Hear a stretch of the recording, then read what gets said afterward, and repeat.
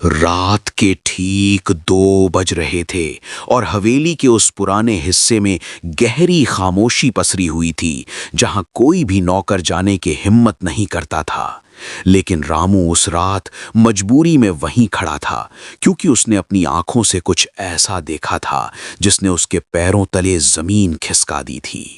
कुछ दिन पहले जिस मालकिन की मौत पूरे शहर के सामने हुई थी, जिसकी चिता खुद रामू ने अपनी आंखों से जलते हुए देखी थी, वही मालकिन देविका आज उसी हवेली के गलियारे में सफेद साड़ी पहने धीरे धीरे चलते हुए दिखाई दी थी।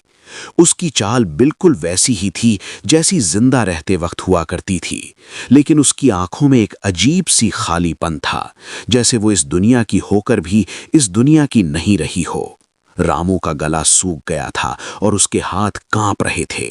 वो समझ नहीं पा रहा था कि जो वो देख रहा है वो सपना है या हकीकत। उसने खुद को समझाने की कोशिश की कि शायद ये उसका वहम है, लेकिन तभी देविका ने धीरे धीरे अपना चेहरा उसकी तरफ घुमाया और उसकी नजर सीधे रामू की आंखों में जाकर टिक गई। उस नजर में ना गुस्सा था, ना अहंकार, बल्कि एक गहरी विनती थी, जैसे वो कुछ कहना चाहती हो। रामू का दिल जोर जोर से धड़कने लगा और वो पीछे हटने लगा, लेकिन तभी देविका के होंठ हल्के से खुले और एक बहुत धीमी कांपती हुई आवाज निकली, रामू, मुझे बचा लो। ये सुनते ही रामू के पैरों की ताकत खत्म हो गई और वो वहीं जमीन पर बैठ गया। उसकी सांसें तेज हो गई थीं और दिमाग सुन्न पड़ चुका था, क्योंकि जिस औरत को उसने खुद आग में जलते देखा था वो आज उसके सामने खड़ी थी और उससे मदद मांग रही थी। हवेली की दीवारों पर पड़ती बिजली की चमक उस मंजर को और भी डरावना बना रही थी, और उसी पल रामू को एहसास हो गया कि ये सिर्फ डर की बात नहीं है, बल्कि इस हवेली में कोई बहुत बड़ा राज छुपा है जो अब धीरे धीरे उसके सामने खुलने वाला है। रामू का पूरा शरीर पसीने से भीग चुका था, जबकि बाहर ठंडी हवा चल रही थी। वो समझ नहीं पा रहा था कि उसे भाग जाना चाहिए या वहीं रुककर इस डरावनी सच्चाई का सामना करना चाहिए। उसकी आंखें अब भी देविका पर टिकी हुई थीं, जो धीरे धीरे उसकी तरफ बढ़ रही थीं। उसके कदमों की आवाज भी नहीं आ रही थी, जैसे वो जमीन को छुए बिना चल रही हो। रामू ने कांपती आवाज में कहा, मैडम, अब तो। लेकिन उसके शब्द गले में ही अटक गए, क्योंकि वो मर चुकी हैं ये कहने की हिम्मत नहीं जुटा पाया।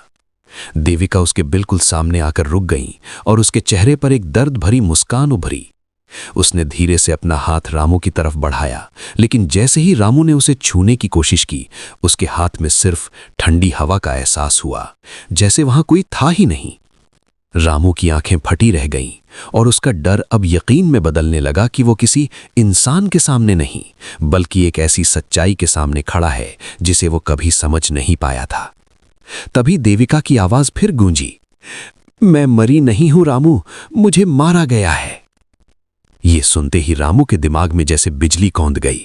उसके कानों में गूंजने लगा वो दिन जब अचानक मालकिन की मौत की खबर आई थी और सब कुछ बहुत जल्दी जल्दी खत्म कर दिया गया था।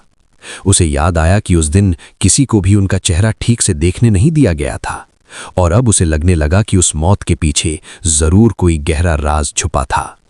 देविका की आंखों से आंसू बहने लगे, लेकिन वो आंसू जमीन पर गिरने से पहले ही गायब हो जाते थे, जैसे वो इस दुनिया के नियमों से बंधी ही ना हो।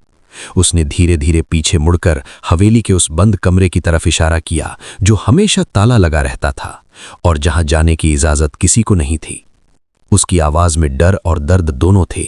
सच वहां छुपा है रामू, सबूत वही है। रामू का दिल बैठने लगा, क्योंकि वो कमरा हमेशा से रहस्यमयी था और पुराने नौकर भी उसके बारे में कुछ बताने से कतराते थे। अचानक तेज हवा का झोंका आया और हवेली की सारी खिड़कियां अपने आप खुलने और बंद होने लगीं। बिजली कड़की और एक पल के लिए पूरा गलियारा रोशनी से भर गया, और अगले ही पल जब अंधेरा छाया तो देविका वहां से गायब हो चुकी थी, जैसे वो कभी थी ही नहीं। रामू हांफते हुए चारों तरफ देखने लगा, लेकिन उसे सिर्फ सन्नाटा सुनाई दे रहा था। उसके कानों में बस वही आखिरी शब्द गूंज रहे थे, मुझे इंसाफ दिलाओ। और उसी पल रामू ने ठान लिया कि चाहे कुछ भी हो जाए वो इस रहस्य को उजागर करके रहेगा। लेकिन उसे बिल्कुल अंदाजा नहीं था कि जिस सच की तरफ वो कदम बढ़ाने जा रहा है वो उसकी अपनी जिंदगी को भी खतरे में डालने वाला है। रामू सारी रात सो नहीं पाया। उसकी आंखों के सामने बार बार वही मंजर घूम रहा था और दिल के अंदर एक अजीब सा डर और जिद दोनों साथ साथ जाग चुके थे। सुबह होते ही उसने तय कर लिया कि वो उस बंद कमरे का सच जान कर रहेगा, चाहे उसकी जान ही क्यों ना चली जाए। हवेली के बाकी नौकरों से उसने यूं ही बातों बातों में उस कमरे के बारे में पूछना शुरू किया, लेकिन सबकी आंखों में डर साफ नजर आ रहा था। कोई कुछ बताने को तैयार नहीं था। तभी बूढ़े काका ने धीरे से उसका हाथ पकड़ा और उसे एक कोने में ले जाकर फुसफुसाते हुए कहा, उस कमरे के पास मत जाना रामू, वहां सिर्फ मुसीबत मिलती है। लेकिन रामू अब पीछे हटने वाला नहीं था। उसे देविका की वो आंखें याद थीं जिनमें मदद की पुकार थी। दोपहर होते होते जब हवेली में सन्नाटा छा गया और ज्यादातर लोग अपने काम में लग गए, तब रामू चुपके से उस पुराने गलियारे की तरफ बढ़ा जहां वो बंद कमरा था। जैसे जैसे वो पास जा रहा था, उसके दिल की धड़कन तेज होती जा रही थी और एक अजीब सी ठंडक पूरे माहौल में फैलती जा रही थी। दरवाजे पर लगा भारी ताला जंग खा चुका था, लेकिन हैरानी की बात यह थी कि जैसे ही रामू ने उसे हाथ लगाया, वो अपने आप खुलकर नीचे गिर गया, जैसे कोई उसे अंदर बुला रहा हो। दरवाजा धीरे धीरे चरमराते हुए खुला और अंदर से एक तेज बासी हवा का झोंका आया, जिसने रामू को अंदर कदम रखने पर मजबूर कर दिया। कमरे के अंदर घुप अंधेरा था और चारों तरफ धूल जमी हुई थी, जैसे सालों से यहां कोई आया ही ना हो।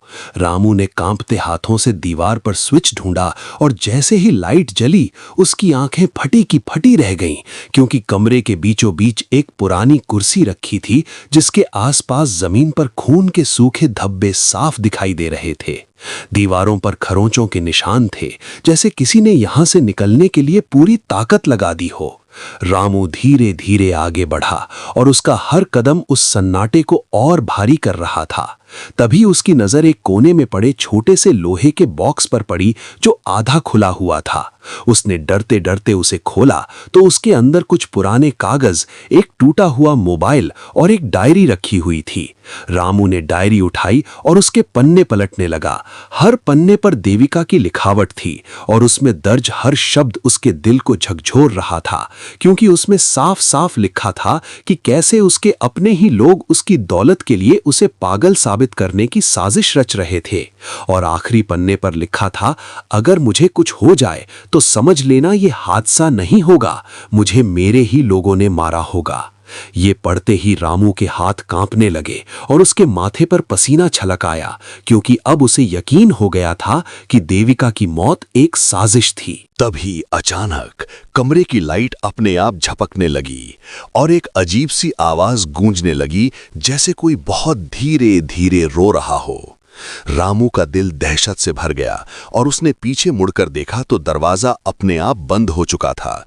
वो घबराकर उसे खोलने के लिए दौड़ा, लेकिन दरवाजा अंदर से नहीं खुल रहा था। उसकी सांसें तेज हो गईं और तभी कमरे के कोने में रखा टूटा हुआ मोबाइल अपने आप ऑन हो गया, जिसकी स्क्रीन पर एक वीडियो चलने लगा। रामू ने कांपते हाथों से मोबाइल उठाया और जैसे ही उसने स्क्रीन पर नजर डाली, उसका खून जम गया, क्योंकि उस वीडियो में साफ दिखाई दे रहा था कि कुछ लोग मिलकर देविका को उसी कुर्सी पर बांध रहे थे और वो चीख चीख कर रहम की भीख मांग रही थी। और उन लोगों में सबसे आगे खड़ा था विक्रम। रामू की आंखों में गुस्सा और डर दोनों भर गए, लेकिन तभी वीडियो में एक और चेहरा सामने आया, जिसे देखकर रामू के पैरों तले जमीन खिसक गई, क्योंकि वो चेहरा किसी और का नहीं बल्कि उसी बूढ़े काका का था जिस पर रामू अब तक भरोसा करता आया था। और उसी पल रामू को समझ आ गया कि वो इस खेल में अकेला नहीं बल्कि चारों तरफ दुश्मनों से घिरा हुआ है। रामू के हाथ से मोबाइल लगभग छूट ही गया था और उसकी सांसें इतनी तेज चल रही थीं जैसे अभी छाती फट जाएगी। उसके दिमाग में एक ही बात गूंज रही थी कि जिस काका को वो अपना समझता था, वही इस खौफनाक साजिश का हिस्सा निकला। उसका भरोसा चकनाचूर हो चुका था, लेकिन अब पीछे हटने का कोई रास्ता नहीं था। तभी अचानक कमरे के कोने से फिर वही सिसकियों की आवाज आने लगी और हवा और भी ठंडी हो गई। रामू ने धीरे धीरे सिर घुमाया तो उसे ऐसा लगा जैसे अंधेरे में कोई परछाई हिल रही हो। उसकी रूह कांप उठी, लेकिन वो खुद को संभालते हुए बोला, मैडम, अगर आप यहाँ हैं तो मैं आपको इंसाफ दिलाऊंगा। उसकी आवाज कांप रही थी, लेकिन उसमें एक अजीब सी हिम्मत भी थी। उसी पल कमरे की लाइट पूरी तरह बंद हो गई और चारों तरफ घना अंधेरा छा गया। और फिर अचानक उसके कान के बिल्कुल पास एक धीमी फुसफुसाहट गूंजी, जल्दी करो रामू, वो लोग तुम्हें भी मार देंगे। ये आवाज देविका की थी और इस बार उसमें डर से ज्यादा चेतावनी थी। रामू के रोंगटे खड़े हो गए और उसने तुरंत दरवाजे को जोर से धक्का मारा। हैरानी की बात यह थी कि इस बार दरवाजा आसानी से खुल गया, जैसे किसी ने बाहर से उसे खोल दिया हो। रामू बिना पीछे देखे तेजी से उस कमरे से बाहर भागा, लेकिन उसके दिल में अब सिर्फ डर नहीं बल्कि एक आग जल चुकी थी जो उसे सच तक पहुंचाने वाली थी। रामू तेजी से अपने कमरे में पहुंचा, लेकिन उसके कदम अब भी कांप रहे थे और दिमाग में वही वीडियो बार बार घूम रहा था। उसने दरवाजा अंदर से बंद किया और कुर्सी पर बैठते ही गहरी सांस ली, लेकिन उसे समझ आ चुका था कि अब ये सिर्फ एक राज नहीं बल्कि जानलेवा खेल है जिसमें हर कदम सोच समझ कर रखना होगा। उसने डायरी और मोबाइल को अपने बिस्तर के नीचे छुपा दिया और खुद को शांत करने की कोशिश करने लगा। तभी बाहर से कदमों की आहट आई और दरवाजे पर हल्की सी दस्तक हुई। रामू का दिल उछलकर गले में आ गया, क्योंकि उसे शक था कि शायद काका या कोई और उसे देख चुका है। उसने हिम्मत करके दरवाजा खोला तो सामने वही बूढ़े काका खड़े थे, जिनकी आंखों में आज एक अजीब सी सख्ती थी। काका ने उसे ऊपर से नीचे तक घूरते हुए पूछा, कहाँ था तू? रामू ने खुद को संभालते हुए जवाब दिया, बस ऐसे ही बाहर गया था। लेकिन काका की नजरें जैसे उसके अंदर झांक रही थीं। उन्होंने धीमी आवाज में कहा, कुछ जगहें ऐसी होती हैं जहां जाने वाले वापस नहीं आते, समझा कर। ये कहकर काका मुड़ गए, लेकिन उनके शब्द रामू के दिल में डर की एक नई लहर छोड़ गए। अब उसे पूरा यकीन हो गया था कि काका को कुछ न कुछ पता जरूर है और शायद वो उस पर नजर रख रहे हैं। उस रात रामू ने सोने की कोशिश की, लेकिन हर छोटी आवाज उसे चौंका देती थी। अचानक आधी रात को उसका फोन बजा, जो उसने कभी किसी को नहीं दिया था। वो घबरा कर उठा और स्क्रीन देखी तो नंबर अनजान था। उसने कॉल उठाई तो दूसरी तरफ से सिर्फ भारी सांसों की आवाज आ रही थी और फिर एक धीमी आवाज आई, अगर जिंदा रहना है तो जो देखा है उसे भूल जा। ये सुनते ही रामू के हाथ कांप गए और उसने तुरंत फोन काट दिया। लेकिन उसके बाद उसका फोन अपने आप बंद हो गया, जैसे किसी ने उसे हैक कर लिया हो। कमरे में एक बार फिर वही ठंडी हवा फैल गई और खिड़की अपने आप खुल गई। पर्दे तेज हवा में फड़फड़ाने लगे और उसी बीच रामू को फिर वही परछाई दिखी जो धीरे धीरे उसकी तरफ बढ़ रही थी। इस बार देविका की आत्मा पहले से ज्यादा बेचैन लग रही थी। उसकी आंखों में अब डर के साथ गुस्सा भी था और उसने इशारे से रामू को कुछ दिखाने की कोशिश की। रामू ने कांपते हुए पूछा, क्या करना है मैडम? तभी उसकी नजर दीवार पर पड़ी, जहां अचानक खून जैसे लाल रंग से एक शब्द उभर आया, तहखाना। ये देखकर रामू की रूह कांप उठी, क्योंकि उसे याद आया कि हवेली के नीचे एक पुराना तहखाना भी है जिसे सालों से बंद रखा गया है और जिसके बारे में कोई बात तक नहीं करता। रामू के दिल की धड़कन अब और तेज हो चुकी थी, क्योंकि तहखाना शब्द ने उसके अंदर एक नया डर और जिज्ञासा दोनों जगा दिए थे। उसने कभी उस तहखाने को देखा नहीं था, लेकिन नौकरों की बातों से इतना जरूर जानता था कि वो हवेली का सबसे पुराना और सबसे खतरनाक हिस्सा है, जहां जाने की मनाही है। पूरी रात वो इसी सोच में डूबा रहा कि उसे वहां जाना चाहिए या नहीं, लेकिन जैसे ही उसे देविका की वो बेबस आंखें याद आती, उसका डर धीरे धीरे हिम्मत में बदल जाता। सुबह होते ही उसने फैसला कर लिया कि अब पीछे हटना मुमकिन नहीं है। उसने चुपचाप अपनी जेब में वो डायरी और मोबाइल रखा और ऐसे बर्ताव करने लगा जैसे सब कुछ सामान्य हो, ताकि किसी को उस पर शक ना हो। लेकिन उसकी नजर हर वक्त काका पर टिकी हुई थी, जो आज कुछ ज्यादा ही चुप और सतर्क दिखाई दे रहे थे, जैसे उन्हें अंदाजा हो कि रामू अब सच्चाई के करीब पहुंच चुका है। दोपहर का वक्त था और हवेली में फिर वही सन्नाटा छा गया था। रामू धीरे धीरे पीछे के हिस्से में गया, जहां तहखाने का पुराना लोहे का दरवाजा लगा था। दरवाजे पर मोटी जंजीर और बड़ा सा ताला लगा हुआ था। लेकिन हैरानी की बात यह थी कि जैसे ही रामू पास पहुंचा, उसे लगा जैसे अंदर से कोई हल्की हल्की दस्तक दे रहा हो। उसका गला सूख गया, लेकिन उसने हिम्मत करके ताले को हाथ लगाया। ताला ठंडा नहीं बल्कि अजीब तरह से गर्म था, जैसे अभी अभी किसी ने उसे छुआ हो। तभी पीछे से किसी के कदमों की आवाज आई और रामू झट से पलटा तो देखा काका दूर खड़े उसे घूर रहे थे। उनकी आंखों में अब साफ साफ शक नजर आ रहा था। उन्होंने तेज आवाज में कहा, रामू वहां क्या कर रहा है? रामू कुछ पल के लिए घबरा गया, लेकिन फिर खुद को संभालते हुए बोला, कुछ नहीं काका, अब बस ऐसे ही देख रहा था। काका धीरे धीरे उसकी तरफ बढ़ने लगे और उनकी चाल में अब एक डरावनी ठहराव था। उन्होंने पास आकर धीमी लेकिन सख्त आवाज में कहा, मैंने तुझे मना किया था ना, कुछ राज ऐसे होते हैं जो दबे ही अच्छे लगते हैं, उन्हें बाहर निकालने वाला खुद भी जिंदा नहीं रहता। ये सुनकर रामू के रोंगटे खड़े हो गए, लेकिन इस बार उसने नजरें नहीं झुकाईं। उसके अंदर अब डर से ज्यादा सच्चाई जानने की आग जल रही थी और उसे महसूस हो रहा था कि तहखाने के अंदर ही वो आखिरी सच छुपा है जो सब कुछ बदलने वाला है। रामू ने काका की आंखों में सीधा देखा और पहली बार उसके अंदर का डर थोड़ा कमजोर पड़ता महसूस हुआ, क्योंकि अब उसे समझ आ चुका था कि जो डर रहा है वही कुछ छुपा रहा है। उसने धीमी लेकिन ठोस आवाज में कहा, अगर कुछ नहीं है वहां तो आपको इतना डर क्यों लग रहा है काका?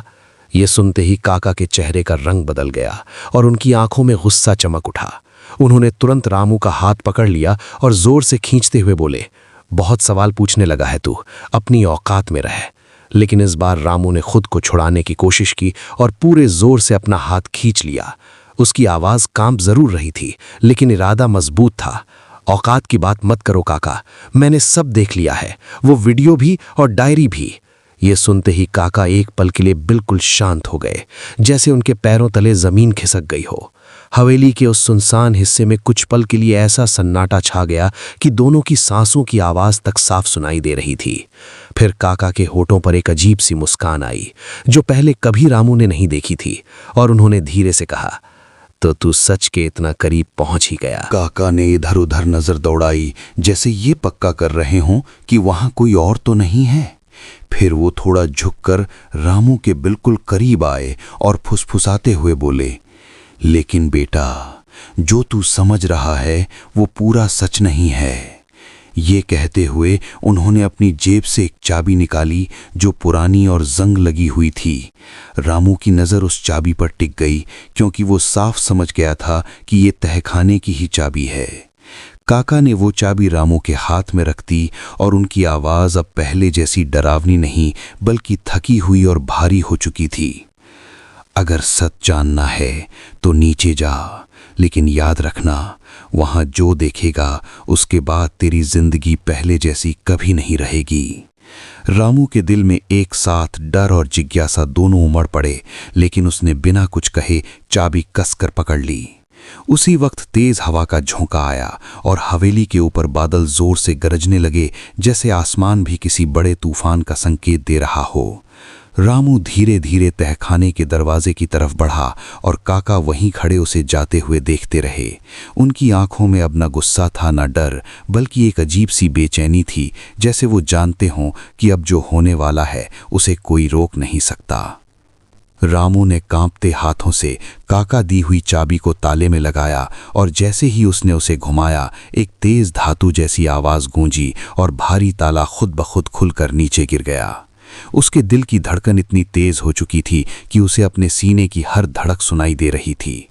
उसने धीरे धीरे जंजीर हटाई और लोहे का दरवाज़ा धक्का देकर खोला तो अंदर से एक सड़ी हुई बदबू और ठंडी हवा का तेज झोंका बाहर आया, जिसने उसके शरीर में सिहरन दौड़ा दी। नीचे जाने वाली सीढ़ियां अंधेरे में गायब हो रही थीं, जैसे किसी खाई में उतर रही हों। रामू ने एक गहरी सांस ली और हिम्मत जुटाकर पहला कदम नीचे रखा। हर कदम के साथ सीढ़ियां चरमराने लगीं और अंधेरा और घना होता गया। उसने जेब से मोबाइल निकाला और उसकी हल्की सी रोशनी में रास्ता देखने लगा। नीचे पहुंचते ही उसने देखा कि तहखाना बहुत बड़ा था और चारों तरफ पुराने लकड़ी के बक्से और जंजीरें पड़ी हुई थीं। दीवारों पर नमी और अजीब अजीब निशान थे, जैसे यहाँ कभी किसी को कैद करके रखा गया हो। रामू का दिल डर से कांप रहा था, लेकिन वो आगे बढ़ता गया, क्योंकि अब लौटना उसके लिए नामुमकिन हो चुका था। तभी उसकी नज़र तहखाने के बीचों बीच पड़े एक बड़े से लोहे के दरवाजे पर पड़ी, जो आधा खुला हुआ था और उसके अंदर से हल्की हल्की आवाज़ें आ रही थीं, जैसे कोई बहुत धीमे स्वर में कराह रहा हो। रामू धीरे धीरे उस दरवाजे के पास पहुंचा और जैसे ही उसने अंदर झांका, उसकी आंखें फटी की फटी रह गईं, क्योंकि अंदर जो उसने देखा वो किसी डरावने सपने से कम नहीं था। कमरे के अंदर जमीन पर खून के ताज़े निशान थे और दीवारों पर जंजीरों से बंधने के निशान साफ दिख रहे थे। लेकिन सबसे डराने वाली बात ये थी कि उस कमरे के कोने में एक औरत बैठी हुई थी, जिसका चेहरा बालों से ढका हुआ था और उसका शरीर कांप रहा था। रामू के कदम वहीं जम गए, क्योंकि वो औरत धीरे धीरे अपना सिर उठाने लगी और जैसे ही उसका चेहरा रोशनी में आया, रामू के मुंह से चीख निकल गई, क्योंकि वो चेहरा बिल्कुल देविका जैसा था। वही आंखें, वही चेहरा, लेकिन इस बार जिंदा। उसकी सांसें चल रही थीं और वो बहुत कमज़ोर हालत में उसे देख रही थी। रामू के दिमाग में तूफान मच गया, क्योंकि अगर असली देविका यहाँ जिंदा है तो फिर हवेली में घूमने वाली वो कौन थी जिसे वो अब तक आत्मा समझ रहा था। और तभी उस औरत में बहुत मुश्किल से अपने होंठ खोले और टूटी हुई आवाज़ में कहा, रामू, मुझे यहाँ से निकालो, वो लोग मुझे रोज़ मारते हैं। ये सुनते ही रामू के पैरों तले ज़मीन खिसक गई और उसे एहसास हुआ कि ये मामला उसकी सोच से कहीं ज़्यादा खतरनाक और उलझा हुआ है। रामू के हाथ पांव सुन्न पड़ गए थे और उसका दिमाग जैसे काम करना बंद कर चुका था, क्योंकि जो सच अब उसके सामने था वो उसकी कल्पना से कहीं ज्यादा डरावना था। उसने एक तरफ उस औरत को देखा जो जिंदा थी और खुद को देविका बता रही थी, और दूसरी तरफ उसे वो रात याद आई जब उसी चेहरे वाली आत्मा ने उससे मदद मांगी थी। उसका गला सूख गया और उसने हिम्मत करके पूछा, आप सच में मैडम हैं? उस औरत की आंखों से आंसू बहने लगे और उसने सिर हिलाया। उसकी हालत इतनी खराब थी कि वो ठीक से बैठ भी नहीं पा रही थी। रामू तुरंत उसके पास गया और उसकी जंजीरें खोलने की कोशिश करने लगा, लेकिन जंजीरें बहुत मजबूत थीं और उसके हाथ कांप रहे थे। तभी उस औरत ने कमजोर आवाज में कहा, जल्दी करो रामू, वो लोग कभी भी आ सकते हैं। ये सुनते ही रामू के अंदर घबराहट और बढ़ गई। उसने पूरी ताकत लगाकर जंजीर को खींचा और आखिरकार एक झटका देते ही वो खुल गई। औरत आजाद होते ही जमीन पर गिर पड़ी और जोर जोर से सांस लेने लगी, जैसे वो सालों बाद खुली हवा में सांस ले रही हो। रामू ने उसे संभाला और खड़ा करने की कोशिश की, लेकिन तभी ऊपर से किसी के कदमों की तेज आवाज आने लगी जो सीढ़ियों की तरफ बढ़ रही थी। रामू का दिल धड़कना भूल गया और उसने तुरंत उस औरत को सहारा देकर कमरे के कोने में छिपाने की कोशिश की, लेकिन अब देर हो चुकी थी, क्योंकि अगले ही पल तहखाने का दरवाजा जोर से खुला और रोशनी की एक तेज किरण अंदर आई। रामू ने आंखें उठाकर देखा तो सामने काका खड़े थे और उनके साथ विक्रम और उसके 2 गुंडे भी मौजूद थे। विक्रम के चेहरे पर एक खतरनाक मुस्कान थी और उसकी आंखों में जीत का घमंड साफ झलक रहा था। उसने ताली बजाते हुए कहा, वाह रामू, हमें पता था कि तू एक ना एक दिन यहां तक पहुंच ही जाएगा। रामू का खून खौल उठा, लेकिन वो समझ चुका था कि वो चारों तरफ से घिर चुका है। काका ने धीमी आवाज में कहा, हमने तुझे रोका था, लेकिन तू नहीं माना। तभी विक्रम आगे बढ़ा और उस औरत के बाल पकड़कर उसे खींचते हुए बोला, देखो इसे, यही है असली देविका, और ऊपर जो घूम रही है ना, वो है हमारा सबसे बड़ा खेल। ये सुनकर रामू के दिमाग में जैसे धमाका हो गया और उसकी आंखों में गुस्से की आग भड़क उठी, क्योंकि अब उसे सब कुछ समझ आ चुका था कि ये कोई साधारण साजिश नहीं, बल्कि एक बहुत बड़ा खेल था जिसमें इंसानियत को जिंदा दफन कर दिया गया था। उसने विक्रम की तरफ घूरते हुए कहा, तू कितना गिर सकता है, अपनी ही भाभी के साथ ये सब। विक्रम जोर से हंसा और बोला, पैसा इंसान से सब कुछ करवा देता है रामू, और ये औरत मेरे रास्ते की सबसे बड़ी रुकावट थी। ये कहते हुए उसने अपने गुंडों को इशारा किया और वे रामू की तरफ बढ़ने लगे, लेकिन उसी पल तहखाने में अचानक एक अजीब सी ठंडक फैल गई और हवा तेज हो गई। दीवारों पर टंगी जंजीरें अपने आप हिलने लगीं और एक डरावनी आवाज गूंजने लगी, जैसे कोई बहुत गहरे दर्द में चिल्ला रहा हो। सबके कदम एक पल के लिए रुक गए और तभी सामने अंधेरे से वही सफेद साड़ी वाली आकृति धीरे धीरे बाहर आई, जिसे अब रामू अब तक आत्मा समझ रहा था। इस बार वो और भी साफ दिखाई दे रही थी और उसकी आंखों में गुस्सा जल रहा था। विक्रम और काका के चेहरे का रंग उड़ गया क्योंकि उन्होंने भी उसे देख लिया था। विक्रम हकलाते हुए बोला, ये कैसे हो सकता है? हमने तो। उसकी बात पूरी भी नहीं हुई थी कि वो आकृति अचानक तेज हवा की तरह उसकी तरफ बढ़ी और उसके हाथ से पिस्तौल छीनकर दूर फेंक दी। तहखाने में मौजूद हर इंसान के अंदर डर समा गया था, क्योंकि अब ये साफ हो चुका था कि ये कोई साधारण खेल नहीं है, बल्कि उस औरत का दर्द अब एक ऐसी ताकत बन चुका है जिसे दबाना नामुमकिन है। उस आकृति ने भारी आवाज में कहा, तुम लोगों ने मुझे मारने की कोशिश की, मुझे मिटाने की कोशिश की, लेकिन सच कभी नहीं मरता। ये आवाज देविका की ही थी, लेकिन उसमें अब एक अजीब सी शक्ति थी जिसने पूरे माहौल को हिलाकर रख दिया। रामू ने तुरंत इस मौके का फायदा उठाया और असली देविका को संभालते हुए पीछे हटने लगा, जबकि विक्रम और उसके गुंडे डर के मारे पीछे हट रहे थे। काका घुटनों के बल गिर गए और कांपते हुए बोले, मुझे माफ कर दो, मुझसे गलती हो गई। लेकिन उस आकृति की आंखों में अब कोई रहम नहीं था। उसी समय ऊपर से पुलिस सायरन की आवाज गूंजने लगी, क्योंकि रामू ने पहले ही मौका देखकर उस वीडियो को अपने दोस्त के जरिए पुलिस तक पहुंचा दिया था। कुछ ही पलों में पुलिस तहखाने में पहुंच गई और विक्रम व उसके गुंडों को गिरफ्तार कर लिया गया। काका भी रोते हुए सब कुछ कबूल करने लगे। असली देविका को तुरंत अस्पताल ले जाया गया, जहां कई दिनों के इलाज के बाद वो धीरे धीरे ठीक होने लगी। और जब वो होश में आई तो उसकी आंखों में पहली बार डर की जगह सुकून था, क्योंकि अब वो आजाद थी। रामू हर पल उसके साथ खड़ा रहा और उसकी देखभाल करता रहा। कुछ महीनों बाद कोर्ट ने विक्रम को उम्र कैद की सजा सुनाई और काका को भी उसके गुनाहों की सजा मिली।